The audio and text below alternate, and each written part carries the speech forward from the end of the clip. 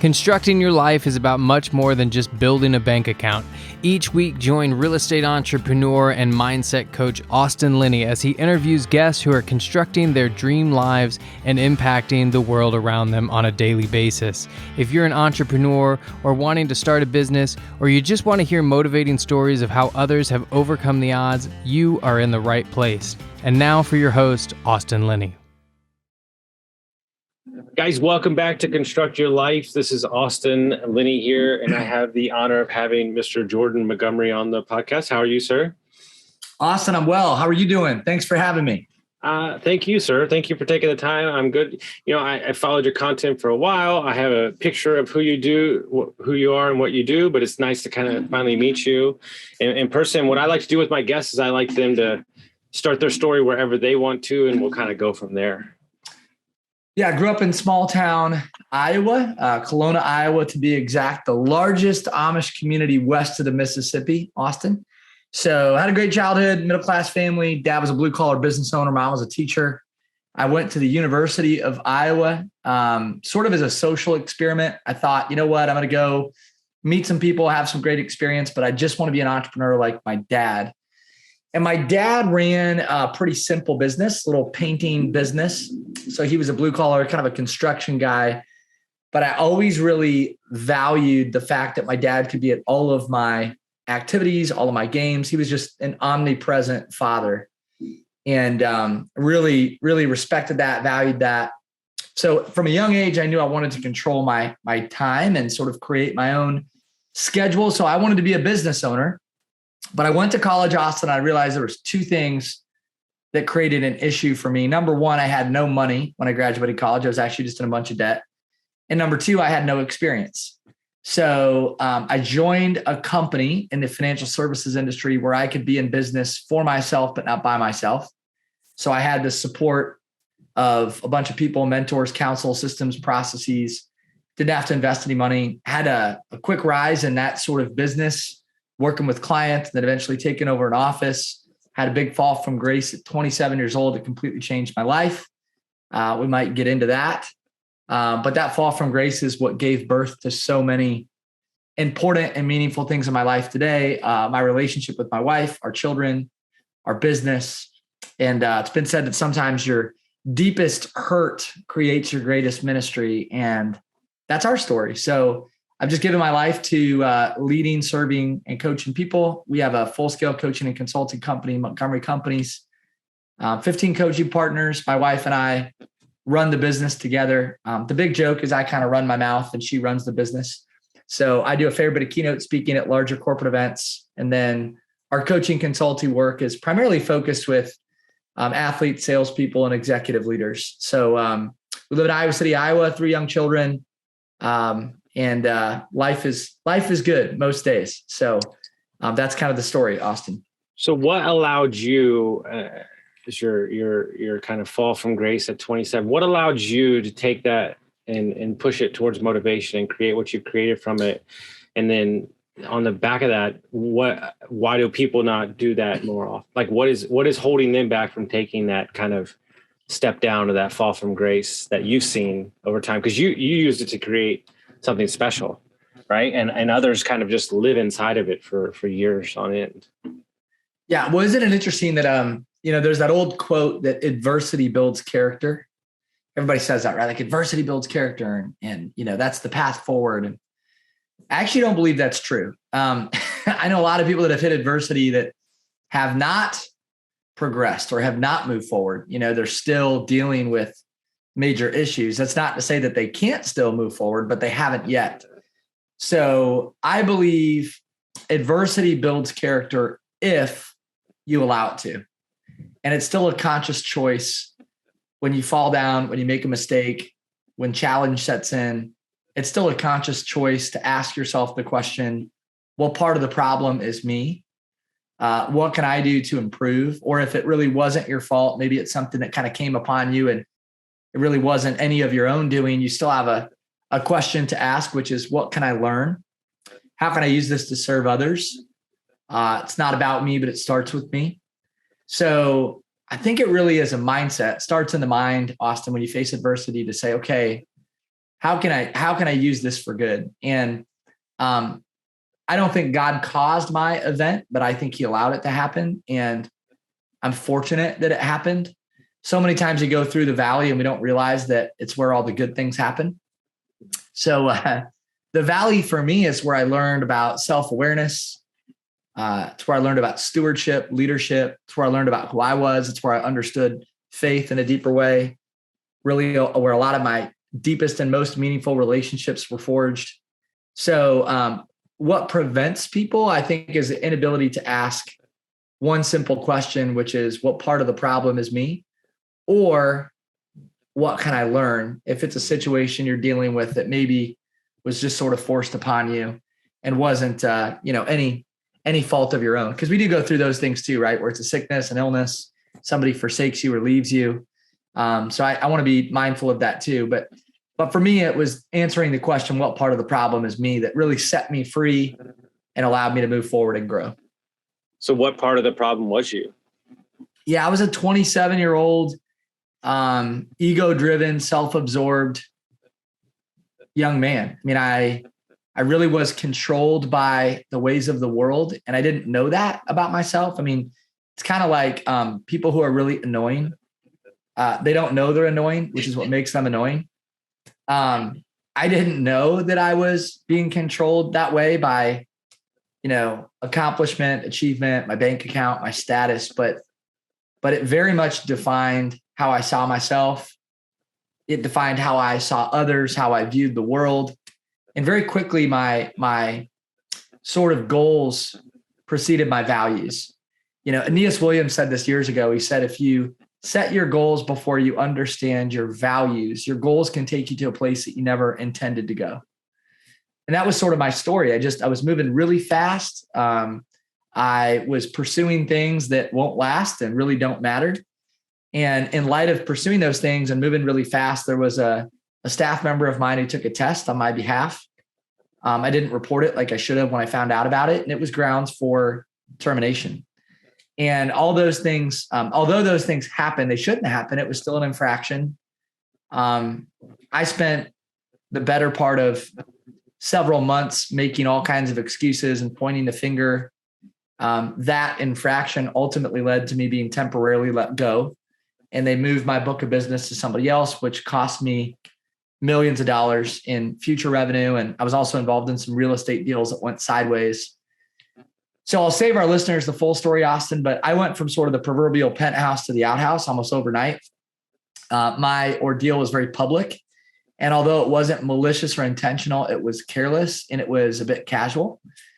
And when you're casual, you create casualties. So at a young age, I needed to learn about stewardship, leadership, responsibility. But more than anything, I needed to get rid of my pride and ego. And that's still there today, right? I'm not like, I haven't arrived. But in a very real way, God dealt with me through a set of circumstances that forced me to sort of slow down and deal with some of those issues. Yeah, the comment I say, much about my thing, but the universe is undefeated. It gets you every time. Yeah. And as you get older, the lessons get more expensive and they hurt more and they're more public. I've been sober for 4.5 years, but was a drug addict and homeless and was an alcoholic for 20 years, been sober, lost 80 pounds, all the things, right? Wow. Good for you. Thank you. And it wasn't until I read Jocko's book, Extreme Ownership, that I realized that for my entire life, I blamed everybody else in the world around me. Yeah. And it seems like the same thing kind of happened to you. You had to eventually take complete ownership of your mess. And then the secret thing that nobody talks about is the moment that you did, it was released from you. Yeah. Come on. It's good. Yep. Yeah. Brene Brown says it this way: when you deny the story, it defines you. And when you own the story, you can write a brand new ending. And I think for so many people, they're sort of trapped in their past, and we always remind people that God doesn't want to deal with you in your past. He wants to deal with you in your future and in your present, because we all have a past. And if you're focused on the past, you live in regret and fear and depression. And I didn't want to live that way. But I think as long as we point the finger, as long as we're looking outward, we will be trapped in some form or fashion in our past. Mm-hmm. So that was, for me, I just needed to get beyond that. I needed to take ownership. I needed to ask myself some really deep and hard questions. And when I did that, it set me free and allowed me to move forward. And dude, congratulations to you for doing the same thing. I mean, that's a beautiful, wonderful story, you know, just overcoming adversity. And 2 weeks ago, I just spoke on stage for the first time at a prison. Wow. And 70 guys staring at you in the face with teardrop eye tattoos. And you're thinking, oh, this isn't a business seminar. And then what I said to the crowd the next day was understand that all those, and I mean this wholeheartedly, all those prisoners are more honest with themselves than most of the American public. Because they've had to stare in the abyss. They don't have the distraction. They've had to deal with their demons staring at a wall. Yeah, man, that's so true. And so you have an opportunity to own your truths and it's a long life. But if we act like it's this little microcosm of this little bitty thing, right? And that's not the case, right? And so, you know, what I used to do, and I don't do it anymore, but it was kind of comical. I would go to a business meeting or whatever you want to call it, right? And I would be like, "Hey, I'm Austin Linney. I was a meth addict. I'm homeless. I was an alcoholic, and I'm divorced." And like they would go, "Whoa, oh my God!" But like what I'm doing is basically giving them the freedom to tell their story too. Because the moment that they see me own mine that's why I started the podcast. Yeah, like everybody has a story, right? Well, it's that whole thing about vulnerability begets vulnerability, you know? Mm-hmm. So when we're vulnerable with others, it allows people to be vulnerable with us. And it's interesting, Austin, we spent a lot of time on the art of communication with leaders, you know, in business and sports and life. Mm-hmm. And one of the things that we've identified is there's this human connection gap, right? Because we're really all in the connection business. I mean, whether you run a podcast, you work in real estate, finance, you're a doctor, at the end of the day, we're all dealing with other people. We're dealing with humans. We're connecting on some level and in some way, day in and day out. So if we're in the connection business, it's important for us to understand connection. And to understand connection is to deal with the gap in connection, which is this. Vulnerability is the first thing I look for in you. And it's the last thing I want you to see in me. And that creates a gap. So when we start connecting, we start talking, the first thing I'm testing for subconsciously, we don't even know that we're doing this. We're usually not consciously aware of it. I'm testing for Austin's authenticity or whoever it is that person I'm talking to. Are they real? Can I trust them? You know, am I getting the real Austin? Yeah. And when you're vulnerable, when you're willing to say, man, this is me, this is who I am, it's part of my story. I'm not perfect. Whether you share a part of your story or sometimes it's just in the way that you conduct yourself or carry yourself, right? That being able to see the real Austin allows me to be free with you. Mm-hmm. Vulnerability begets vulnerability. Craig Rochelle says it this way. We can be impressed with somebody's strengths, but we actually connect to them through their weakness. Mm-hmm. And that's why when we hear somebody's story, maybe there's a vulnerable story that somebody shares from a stage, like you did at the prison, right? And I'm imagining those prisoners are going, man, I like this guy. Like, he's like me. He gets me. He's my kind of guy, right? Because you were real with them. So vulnerability is a tool, but it's also a choice. And I commend you on sharing your story and coming forward with, you know, your past and using it to help other people. Are you familiar with George Bernard Shaw? I am. Yeah. Okay. So my favorite quote in the entire world, because I run 8 companies and all I do is study leadership. The single greatest problem with communication is the illusion that it's taken place. Yeah. And so what we as leaders of a company, we're moving so quickly and there's so many things in the level playing field that we're dealing, sales, marketing, people, emotions. I need this for my kid. There's so many things that we're moving so quickly that what I've asked my companies to do, and we just had a meeting about this yesterday, is I would rather you over communicate with me and then me to throttle it back than the other way around. Yeah. Let's get in the habit of over communicating, then I'll filter out and tell you, okay, we don't need this much. But the illusion that the communication is taking place is actually what creates really bad decisions in business and gets people sued by not having the full scope of information, you know. Wouldn't you say, Austin, almost every issue in business, in dealing with others, it's either a lack of communication or miscommunication. 100%. At its core, right? At the root of whatever that issue is, there's either miscommunication or a lack of communication. Because 9 times out of 10, what we decided in our companies is one thing. It's very simple. We protect the decisions. We're protecting the energy of the decisions. So if you're not showing up healthy, you're not investing in yourself, you're not taking your time for yourself in the morning, you're going to make an improper emotional decision, which is bad for the overall company. So it's all about blocking and tackling to make sure that the decision makers, the CEOs, the business people have the opportunity to make a decision in clear mind with proper food in their system and safety and secure decision. It's good. I love that. Love that. It's beautiful. Yeah. And it's important. And I think part of that is it gets back to over communicating your values, over communicating the why, over communicating what you're asking people to do and what you expect. Andy Stanley says it this way. He says, the cost of under communicating will always be greater than the cost of over communicating, right? Because a lack of communication is eventually translated as a lack of care. So in our organization, same thing. And we're often talking about that with leaders, being a CRO, a chief reminding officer, staying on topic. People want to be reminded more than they need to be instructed. They don't always need something fresh and new. They need the truth. They need the why. They need the values. They need Austin to step in and say, hey, this is who we are. This is what we do. I know I've told you 7 times, but I'm going to tell you 8. So it's that whole over communication thing that is so essential to growth and progress that we so often forget. So I love that that's part of your DNA and that's part of what you're helping others with, man. So important. So when you're coaching from a point of view, because I know y'all handle some companies, which is what we handle companies, but I think you're doing it at a much larger scale and something we're trying to move into.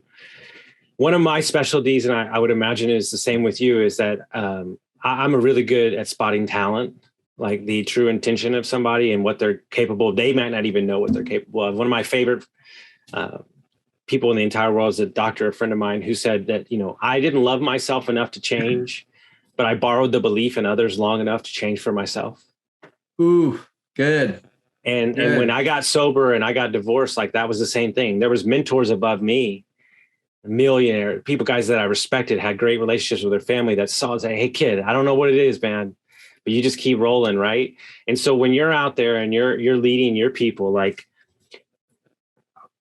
what would you, is there a common theme between them that makes them more successful than not, or more locked in than not, that you see like running across the thing of like stories they tell themselves or limiting beliefs? Like what are you doing as the CEO of your company 9 times out of 10 with them to get them to kind of step into their greatness and live their truths? Like, is it like a system or a playbook that y'all have? Well, I think there's a couple themes for identifying talent, helping people step into their God-given giftedness, realize their potential. I think one is, the art of encouragement.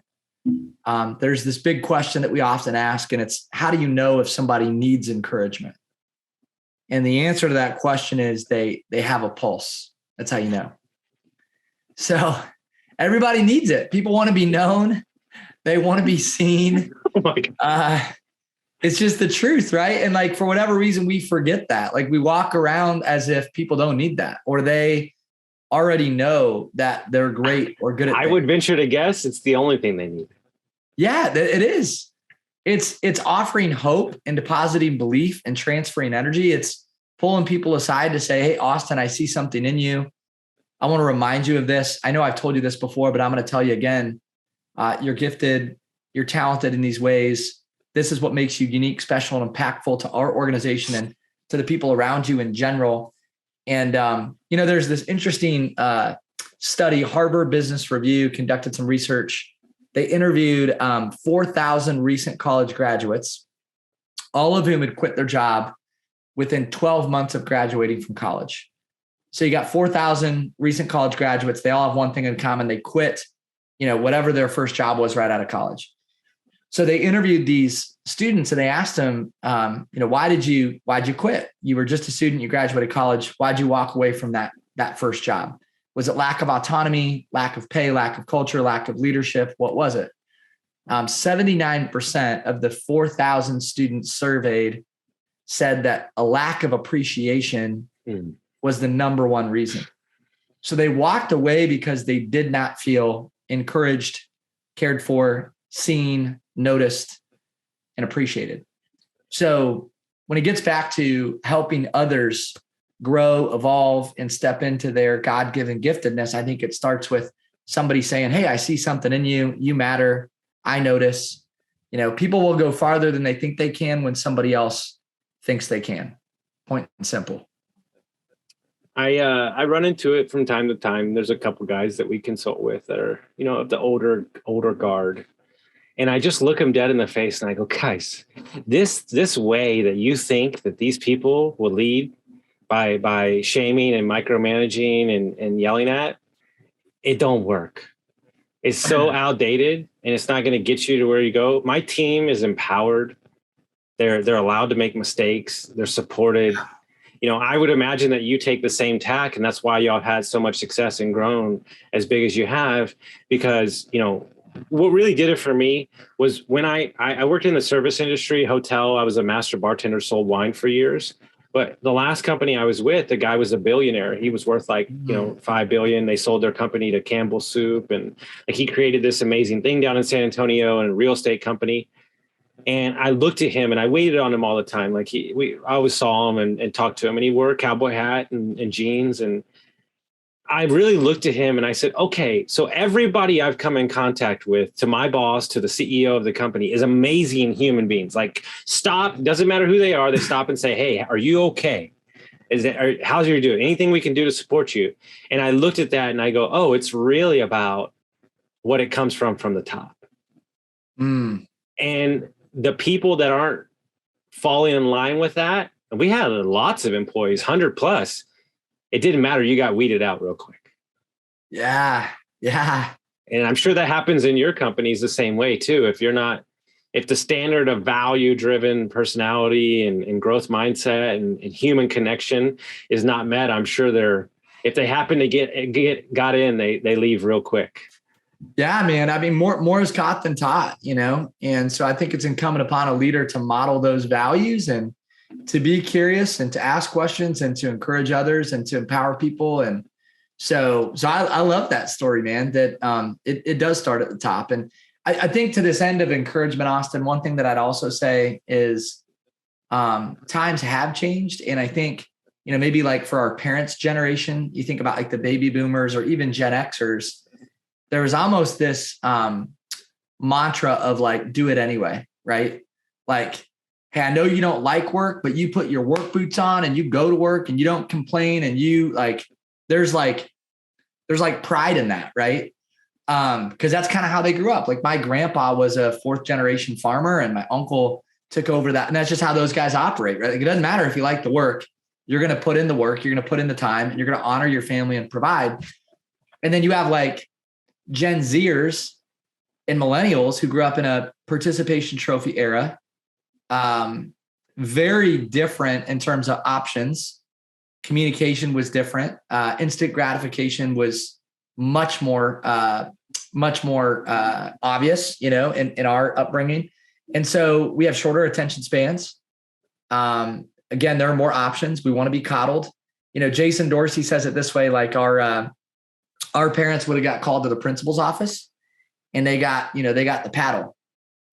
And in today's world, a Gen Zer gets called to the principal's office and they call the attorney, right? And they're like, mom, attorney, I'm going in.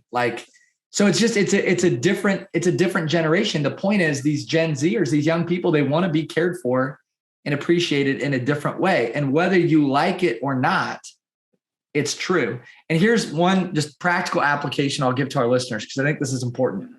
It's not that people aren't encouraging their team. It's that sometimes I think they're doing it the wrong way.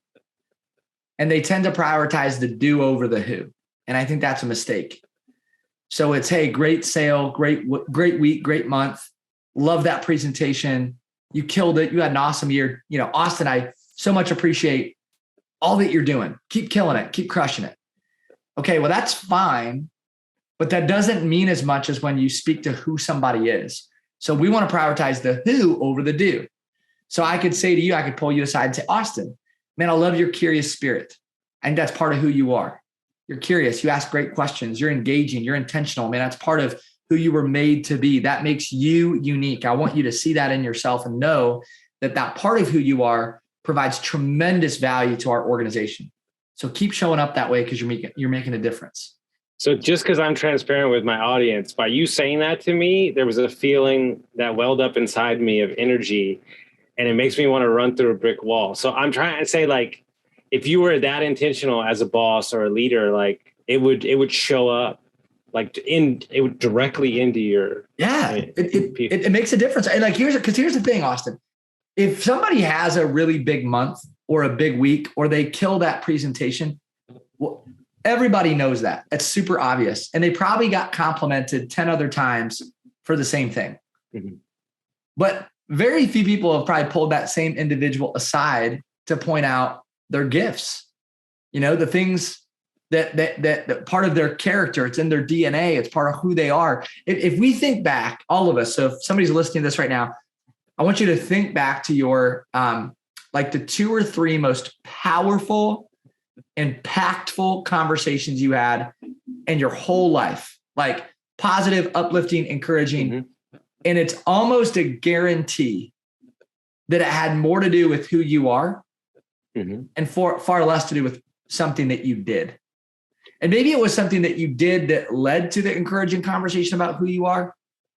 But at the end of the day, people want to be encouraged for who they are, not what they do. And I think that's a reminder to leaders, myself included. Like we need to remember that and how we engage and encourage others. I remember the conversation with a mentor. Tell me about it. Oh, man. So I didn't know him that well, but he's extremely successful, great dude. And basically for 5 months, I was trying to spend the day with him. I lived in Texas. He lived in Arizona. And he kept like saying, I can't, I'm too busy. And then finally on the 6th month, I bought a plane ticket and I said, figure it out. I'll be there at 5 a.m. at your gym. And so I flew in and I spent the day with him. And I knew from his Instagram that he loved old Cadillacs. So I rented a 66 Cadillac DeVille to drive around for the day to let him drive. And he said, why did you do this? Because he was like beyond happy. And I said, because when I leave here today, you're going to know that Austin Linney was here. That's cool. Because people ask him all the time, right? So I spent the whole day with him. We walked 12 of his flips, but like literally all day I'm telling him all these ideas. This is me like way younger and like super excited. And we were driving in the car and he said, you know what would be awesome? He said, I've sat here and I've listened to every fucking thing that you talked about. Pardon my French. He said, you've said this idea, you've done that. But you know what would be even better? It'd be amazing if I didn't hear about what you were going to do. And in 6 months, I looked up and you just did it. And he goes, stop asking for permission. And then we went into the restaurant and it was like, I was still married at the time. I wasn't happy in my marriage. And he was like, look, you got a lot of energy, but you're not going anywhere. He goes, what do you really want? Like, is this what you really want? Because I don't believe it's what you really want. You're in debt. You're in a marriage that doesn't serve you. You're buying real estate that you don't want to buy. That's not your business. You're in the business of people. Stop selling yourself. And I mean, I literally cried for like an hour, but it was one of those conversations that somebody loved me enough to have the real. And this happened twice. There's 2 conversations like this with a friend who I randomly met at a coffee shop and was supposed to be there for 5 minutes. And I was there for 3.5 hours, crying my eyes. This is when I was still drinking, crying my eyes out. And she's like, you're so talented, but she did this. This is what she said. And this is still imprinted on my soul for the rest of my life. She said, there is no chance that you won't be successful. There's no chance. She goes, you'll create whatever you want to create. But are you going to be a bloody knuckle climber? Are you going to destroy every relationship in your life when you're on top of the mountaintop? Who's going to be standing next to you? Because at the way that you're going right now is nobody. It's powerful. And so that was the single greatest conversation. And I said, you understand that prison that I talked about, those men that I affected that cried in my arms, you have a hand in that. Yeah.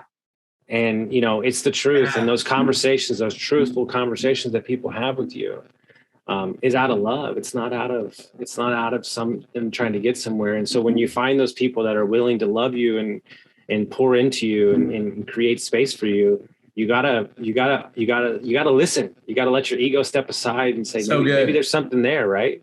Come on, man. Yep. It's the truth. Yeah. We all remember those conversations, right? Like they're just imprinted, as you said, imprinted on your soul forever and always. So I love it. Yeah. Thanks for sharing.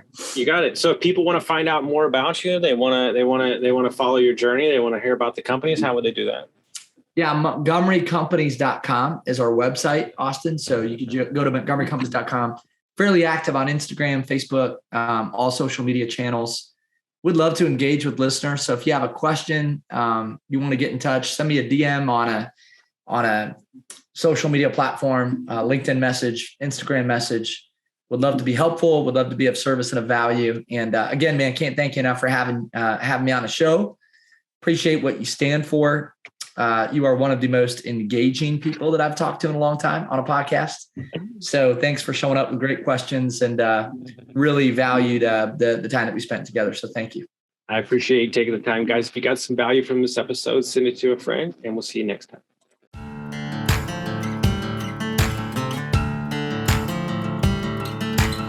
Thank you for listening to Construct Your Life with Austin Linney. If you enjoyed this episode, be sure to rate, review, subscribe, and pay it forward by sharing with a friend. Most importantly, take this opportunity to start constructing your life by taking immediate action on what you learned. For show notes, resources, and more information on one-on-one coaching with Austin, visit constructyourlifepodcast.com.